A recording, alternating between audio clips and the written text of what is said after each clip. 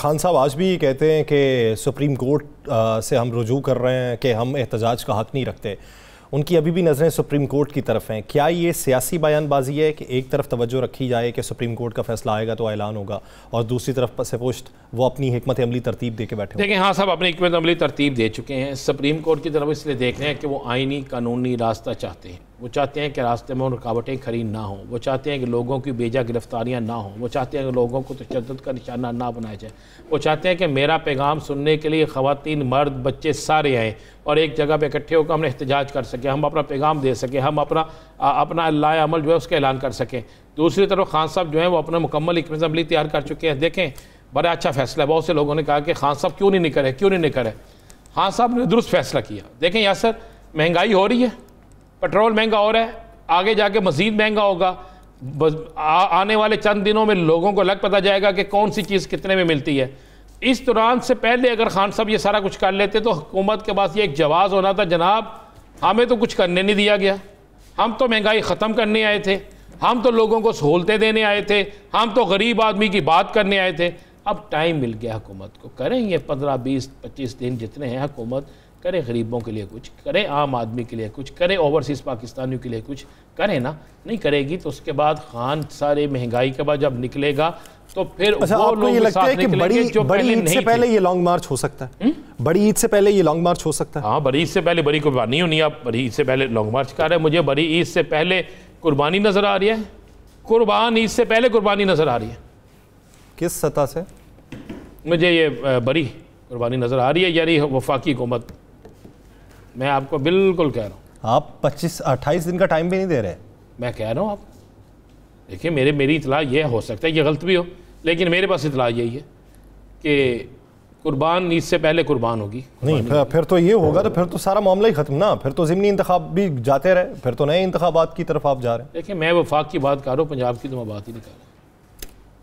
तो आप क्या समझते हैं कि कुर्बानी अगर वफाकी सतह पे होगी तो सिर्फ इलेक्शन क्या वफाकी सतह पे ही होंगे? नहीं, वफाकी सतह पे तो नहीं होंगे, फिर सब हर तरफ होंगे। लेकिन अभी तो देखें ना, ऊँट किस करवट बैठता है, देखें तो सही आप क्या समझ, मैं अगर आप ये समझ रहे हैं कि कुर्बानी हो सकती है बड़ी सतह पे, फिर तो ज़िमनी इंतखाबात के बाद बड़े मियाँ साहब की वापसी भी मुमकिन नहीं हो सकती। बड़े मियाँ साहब आ रहे नहीं, अगर हो गई कुर्बानी फिर जो भी हो गया, बड़े मियाँ साहब आ रहे हैं। इलेक्शन से पहले बड़े मियाँ साहब आ रहे हैं। मेरे पास इतला तो यह है कि बड़े मियाँ साहब ने तो ये कह दिया, भाई बहुत हो गई, इलेक्शन जब मर्जी हो मैंने फौरी पाकिस्तान आना। बहुत हो गई? क्या बहुत होगी भाई? अब तो क्या वो समझते हैं कि मेरा बहुत हो गया जी, इलाज बहुत हो गया, इलाज भी बहुत हो गया। अल्लाह ने सेहत कामिला अता फरमाए, तंदुरुस्त हो गए हैं और वो पाकिस्तान आ रहे हैं। मैं आपको बता रहा हूँ, ये वो पाकिस्तान आ रहे हैं। इसके लिए उनके कानूनी जो मशीर हैं उनके लिए जो रास्ता बनाया जाएगा। वैसे तो ये जो आपने बहुत से कवानीन पास होते देखे हैं, इसमें तो बहुत से रास्ते बन चुके हैं ना। अच्छा, मैं एक सवाल, ब्रेक पे जाएंगे उसके बाद। क्या समझते हैं कि मियाँ साहब आ गए वापस, हुकूमत मौजूद है, तो क्या मियाँ साहब की वापसी के बाद वफाकी सतह पे कोई तब्दीली देख रहा है? देखें, यानी उनकी ईमा पर, उनकी ख्वाहिश पे कोई चेहरे तब्दील हो सके? मियाँ साहब जब वापस आएंगे हो सकता है वफाकी हुकूमत ये ना हो। मैं ये सवाल कर रहा हूँ कि अगर होती है, मैंने इसीलिए पहले शामिल किया कि अभी कोई तब्दीलियाँ नहीं होंगी। अच्छा, अभी वजारतों में तब्दीली मुमकिन हो सकती है। आप ये कहें कि वज़ीर आज़म तब्दील हो जाएगा, फला तब्दील। ना, वज़ीर आज़म को छोड़ के मैं वज़रा की बात कर रहा हूँ, कैबिनेट की बात। हाँ, कैबिनेट में हो सकती है, बिल्कुल हो सकती है मियाँ, क्योंकि अभी पूरी कैबिनेट अगर आप देखें तो मियाँ साहब के चाहने वालों की तादाद कम है, छोटे मियाँ साहब के चाहने वालों की तादाद ज़्यादा है।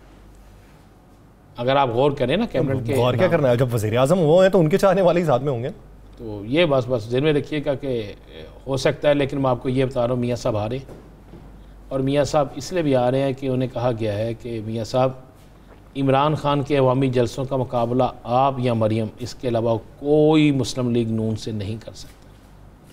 तो मरियम साहिबा होंगी। और मियाँ साहब के आने का प्लस पॉइंट क्या देख रहे हैं फिर मुस्लिम लीग नून के लिए, और मनफी पहलू पीपल्स पार्टी के लिए? हाँ, एक तो ज़हन में रखिएगा, मियाँ साहब के आने से पीपल्स पार्टी और मुस्लिम लीग नून में प्यार मोहब्बत की दीवारें कम हो, जो प्यार मोहब्बत की जो चल रही है ना बातें, पिंगे जो चल रही हैं, ये ख़त्म हो जाएगी, कम हो जाएगी। नंबर एक। नंबर दो, मियाँ साहब अवामी क्राउड ज़रूर इकट्ठा कर लेंगे, लेकिन बदबख्ती या बदकिस्मती आप ये कह लें कि मियाँ साहब उस वक्त में आ रहे हैं जब उनके भाई वज़ीर आज़म हैं, उनके भतीजे वज़ीर आला हैं, उनके पार्टी के लोग अहम तरीन ओहदों पर बैठे हैं और महंगाई अरूज पे पहुँच चुकी है।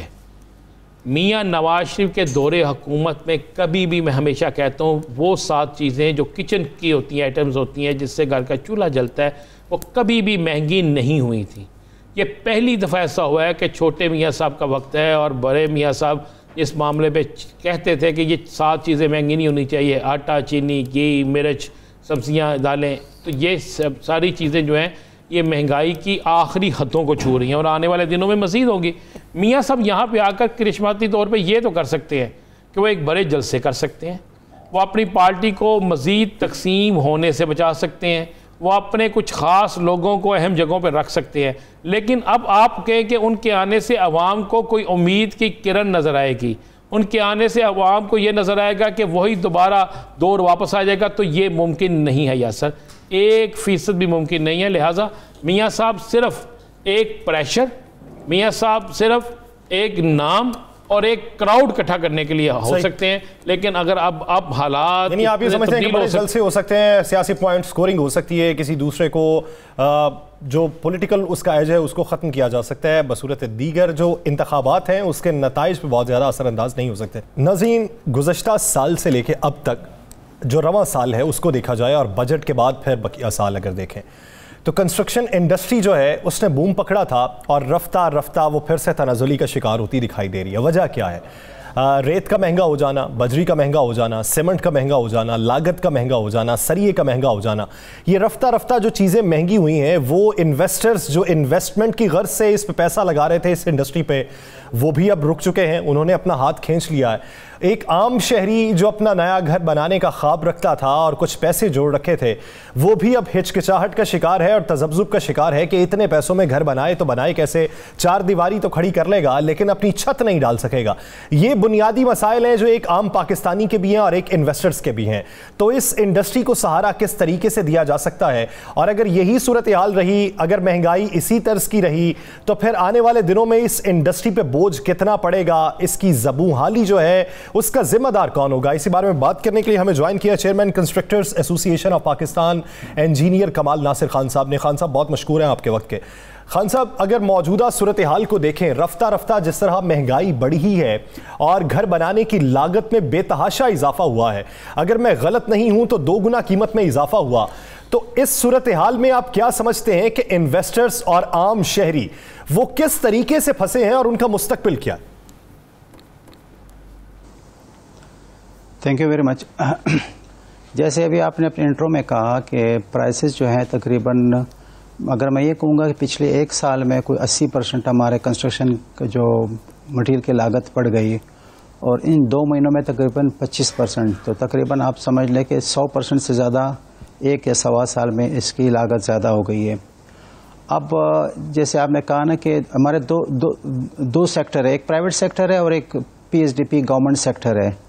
प्राइवेट सेक्टर में जो इन्वेस्टर्स थे डेफिनेटली उनको अभी रिविज़िट करना पड़ेगा अपनी सारी इन्वेस्टमेंट प्लान, और जो इन्होंने हालिया टैक्सेस इन्वेस्टमेंट जो प्रॉपर्टी पे लगाए हैं उससे भी हमारा कंस्ट्रक्शन सेक्टर जो है ना, क्योंकि उसमें जो कंस्ट्रक्शन होती है वो प्राइवेट सेक्टर ही कर रही थी, तो काफ़ी क्या कहते हैं सेटबैक आएगा।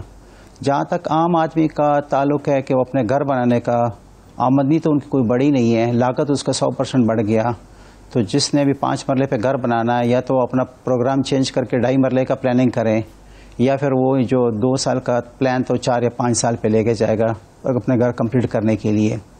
जहाँ तक गवर्नमेंट सेक्टर का ताल्लुक है, मैं तो हैरान हूँ कि एग्रीकल्चर के बाद कंस्ट्रक्शन दूसरा सबसे बड़ा जॉब प्रोवाइडर है। 12% हमारा GDP का शेयर है कंस्ट्रक्शन इंडस्ट्री में, मगर इस बजट में हमसे उन्होंने को पूछा ही नहीं है, और उन्होंने बजाय टैक्स क्या कहते हैं बेस बढ़ाने का, उन्होंने जो ऑलरेडी टैक्स पेयर है उन पर टैक्स ज़्यादा कर दिया और डिफरेंट टैक्सेस और लगा दिए।